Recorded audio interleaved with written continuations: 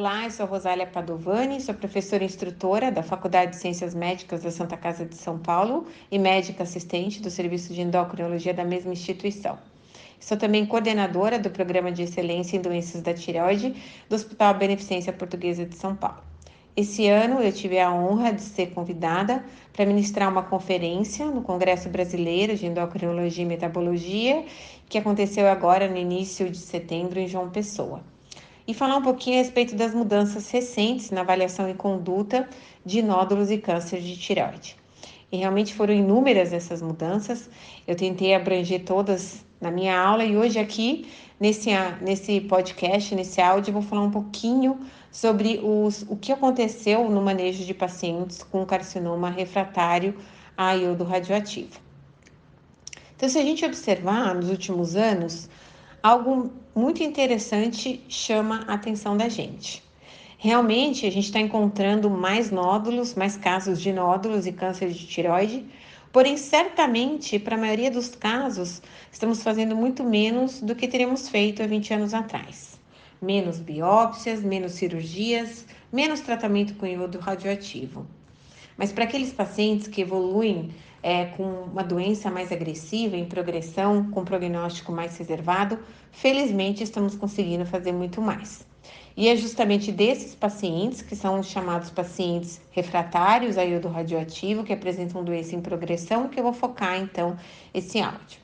Não existe uma definição única para o carcinoma de tireoide refratário a iodo radioativo, são cenários que indicam a menor possibilidade de resposta ao tratamento, como pacientes que apresentam PCI diagnóstica e ou pós-dose negativa, pacientes que apresentam PCI com alguns focos de captação e outros não, progressão da doença após 6 a 12 meses do tratamento com iodo radioativo e pacientes que apresentam progressão mesmo após terem recebido uma atividade de iodo radioativo igual ou superior a 600 mCi. E por que então é importante diagnosticar um tumor refratário a iodo radioativo? Porque a partir deste momento, além do iodo deixar de ser uma opção, o objetivo principal do tratamento deixa de ser a cura, mas sim o controle da doença. Felizmente, só uma pequena porcentagem de pacientes com tumores de tireoide perdem a capacidade de capturar e ou responder à terapia com iodo radioativo. Isso ocorre especialmente nos pacientes com tumores metastáticos, correspondendo cerca de 2/3 dos pacientes com doença avançada. Esses pacientes correspondem a cerca de 4 a 5 casos por milhão de pessoas por ano. Então, esses pacientes com carcinoma refratário a iodo realmente são aqueles pacientes que vão morrer pela doença, que apresentam um prognóstico ruim e cuja sobrevida de 10 anos é de aproximadamente 10%. Existem várias novas opções de tratamento que surgiram nos últimos anos, porém o grande desafio para nós entender qual o momento ideal para iniciar esses tratamentos. É importante avaliar fatores como, por exemplo, o tamanho e a localização da lesão-alvo, levando em conta também a taxa de crescimento da lesão e considerando se o tumor será melhor tratado com um tratamento local, como uma cirurgia ou radioterapia, ou terapia sistêmica, ou ainda se a melhor opção é simplesmente continuar observando. Então, pesar o benefício do tratamento versus os danos que essa terapia pode oferecer para esse paciente e decidir o que é melhor naquele momento. Um grande número de moléculas estão sendo testadas, a maioria das quais são inibidores de tirosina quinase, e a maioria dos autores concordam que os candidatos para essas terapias são os pacientes com doença rapidamente progressiva, doença estrutural em progressão, dentro do intervalo aí de 12 a 16 meses, ou com alto risco de complicações locais. Dentro das terapias sistêmicas, nós temos então os inibidores multiquinases, que agem inibindo a atividade de múltiplas tirosinoquinase e podem atuar diretamente inibindo a tirosinoquinase ou indiretamente diminuindo a resposta às proteínas de sinalização como fatores de crescimento. No Brasil, nós temos aprovado pela Anvisa o sorafenib e o lenvatinib, que são considerados opções de primeira linha para os pacientes que não realizaram uma análise genética molecular ou para aqueles pacientes onde não foi possível detectar a mutação driver oncogênica. Recentemente, felizmente, tivemos também a aprovação do lenvatinib pela ANS, e como droga de segunda linha, temos então o cabozantinib. As terapias-alvo, elas são dirigidas contra uma oncoproteína normalmente ativa, é considerado a pedra angular da medicina de precisão. Nesse caso, a gente tem um alvo, que são as mutações drivers oncogênicas ou as vias de sinalização ativas ajusante, e a gente vai então usar um tratamento direcionado a essa alteração molecular. Como uso de primeira linha, a gente pode tratar os pacientes com tumores que apresentam mutação no RAS ou BRAF, fusão RET, NTRK ou ALK. E no Brasil a gente tem aí aprovado para câncer de tireoide o selpercatinib, para pacientes que apresentam mutação ou fusão do RET. Está em fase, na verdade, de aprovação. Se Deus quiser, nos próximos meses já teremos essa droga aprovada pela Anvisa. O larotrectinib, que é uma medicação comercializada pela Bayer, que atua nas fusões NTRK, e o dabrafenib e trabetinib, aprovado então para o tratamento de carcinoma anaplásico com mutação do BRAF V600E.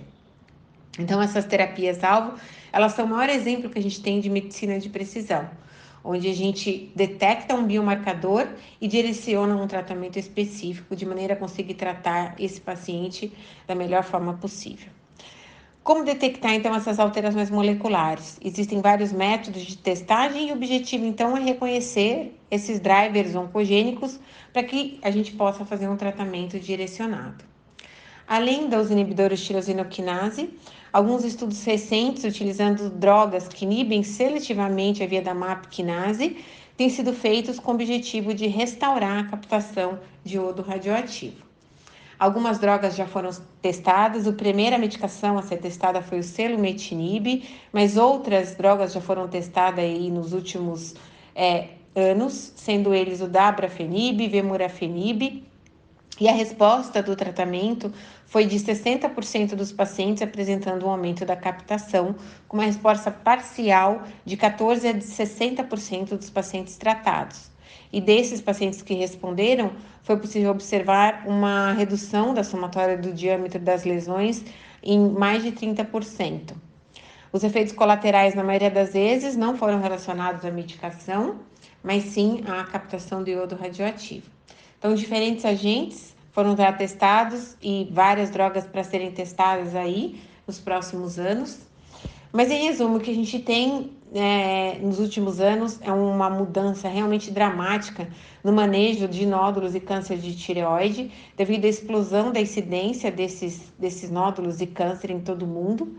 Estamos detectando cada vez mais pequenos nódulos, pequenos tumores, muitas vezes inofensivos, que podem resultar na indicação de uma série de exames, por vezes desnecessários, e tratamentos que podem ser até mais danosos do que a própria doença.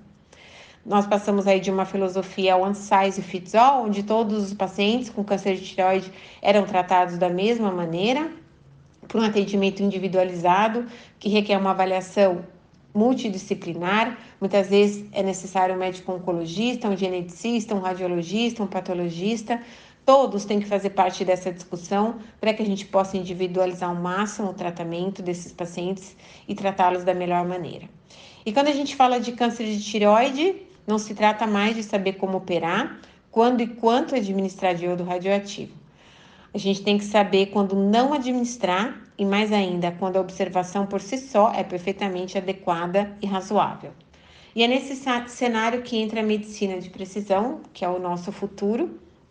Nesse contexto, identificar alterações moleculares específicas, principalmente nesses tumores mais agressivos, pode impactar significativamente na escolha do tratamento e, consequentemente, no prognóstico desses pacientes com tumor mais avançado, mais agressivo.